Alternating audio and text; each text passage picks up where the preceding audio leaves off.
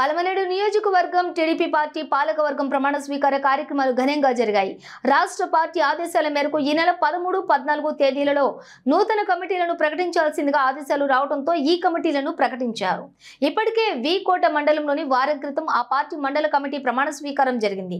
దీంతో పాలమనేరు పట్టణం మండలంతో పాటుగా గంగవరం, పెదపంజాని, భైరెడ్డిపల్లి పాలకవర్గాల ప్రమాణ స్వీకారోత్సవం జరిగింది.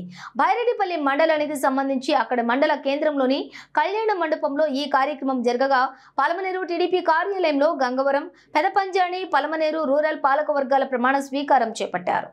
ఈ పట్టణ కమిటీ ప్రమాణ స్వీకారం స్థానిక మదనపల్లి రోడ్లోని ఒక ప్రైవేట్ ఫంక్షన్ హాల్లో జరిగింది. పాలమనేరు పట్టణ తెలుగుదేశం పార్టీ అధ్యక్షులుగా ఆర్బీసీ కుట్టి, ప్రధాన కార్యదర్శిగా గిరిబాబు, ఉపాధ్యక్షులుగా రూపేష్లు తమ యొక్క కార్యవర్గంలో ప్రమాణ స్వీకారం చేశారు.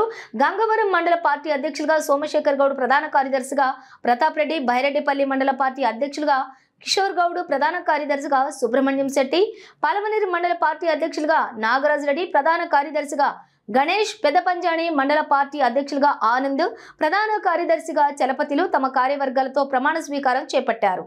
ఈ సందర్భంగా నాయకులు, కార్యకర్తలు నూతన పాలకవర్గం సభ్యులను సన్మానించి శుభాకాంక్షలు తెలిపారు.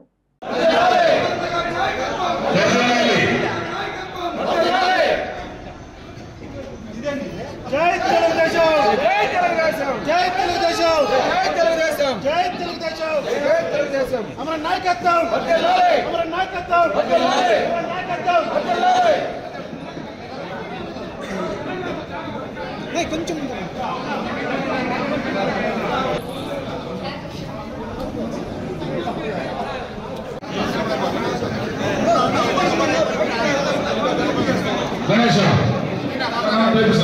అందరూ ఈ గ్రూప్ గారు ఈ పదిహేను మనోళ్ళు సుబ్బు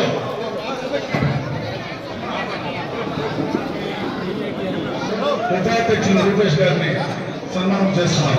మన సీనియర్ నాయకులు దీపికా కృష్ణమూర్తి గౌడ్ గారు, ఈరోజు దీపికా కృష్ణమూర్తి గౌడ్ గారు టౌన్ కమిటీని సన్మానిస్తున్నారు.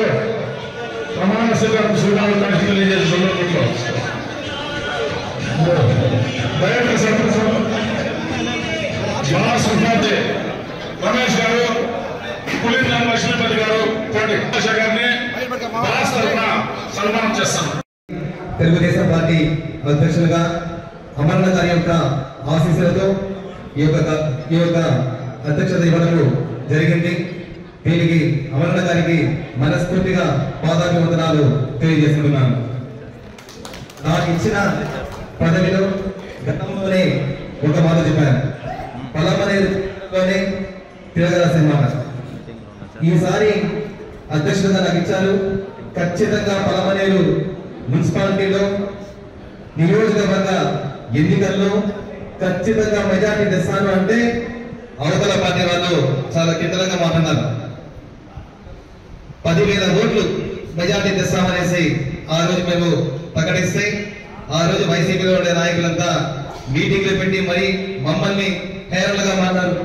ఎప్పుడైనా చరిత్రలో తెలుగుదేశం పార్టీ పాలమనేరు మున్సిపాలిటీలో మెజార్టీ వచ్చిందా, అసలు ఇది జరిగేదా ఇది అనేసి కూడా ఆ రోజు ఆ వైసీపీ వాళ్ళు చెప్పడం జరిగింది.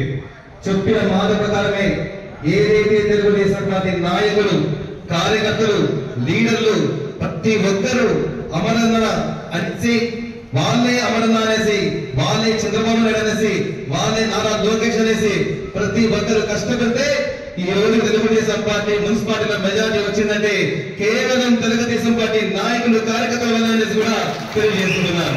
ప్రతి ఒక్కరూ ఎటువంటి 5 సంవత్సరాలు ఎన్నో ఇబ్బందులు పెట్టారు, ఆర్థికంగా ఇబ్బందులు పెట్టారు. ఎన్ని ఇబ్బందులు పెట్టినా ఎన్నో కార్యక్రమాలు చేస్తారంటే అడ్డంగా వచ్చారు. హౌస్ అరెస్టులు చేస్తున్నారు, పోలీసులు మమ్మల్ని ఎన్నో రకాలుగా ఇబ్బందులు పెట్టారు.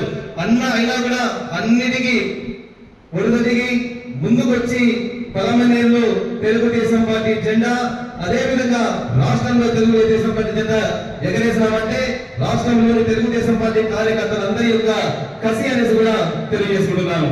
కాబట్టి రాబోయే ఎన్నికల్లో కూడా ఖచ్చితంగా ఏదైతే మున్సిపాలిటీ ఎన్నికలు ఉన్నాయో ఇదే వేదికపై నుండి ప్రతి ఒక్కరికి తెలియజేస్తున్నాము.